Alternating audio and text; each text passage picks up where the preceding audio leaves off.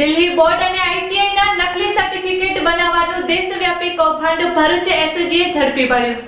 Bharuch SOG દ્વારા અંકલેશ્વરમાં એક કોમ્પ્યુટર ક્લાસીસની આડમાં ચાલતા દેશવ્યાપી નકલી માર્કશીટ સર્ટિફિકેટ કૌભાંડનો પર્દાફાશ કરવામાં આવ્યો છે। બાતમીના આધારે એસઓજીની ટીમે અંકલેશ્વરના હેપી કોમ્પ્લેક્સમાં આવેલ રોયલ એકેડમી કોમ્પ્યુટર ક્લાસીસ પર રેડ કરી હતી। ક્લાસીસના સંચાલક જયેશ કિશનલાલ પ્રજાપતિને ઝડપી પાડવામાં આવ્યો છે, જે ગેરકાયદેસર રીતે ધોરણ 10, 12 અને આઈટીઆઈના ડુપ્લિકેટ માર્કશીટ સર્ટિફિકેટ બનાવી વેચાણ કરતો હતો।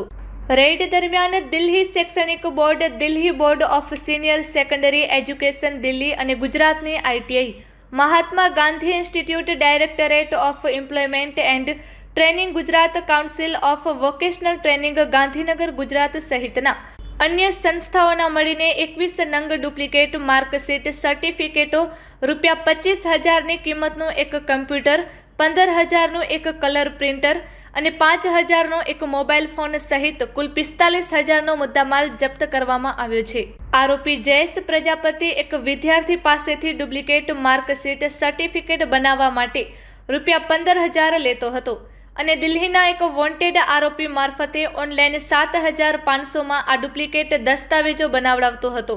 પકડાયેલ આરોપી વિરુદ્ધ અંકલેશ્વર જીઆઈડીસી પોલીસ સ્ટેશનમાં ભારતીય ન્યાય સંહિતાની કલમ મુજબ કાયદેસરની કાર્યવાહી હાથ ધરવામાં આવેલ છે અને વોન્ટેડ આરોપીને ઝડપી પાડવા માટે વધુ તપાસ ચાલી રહી છે।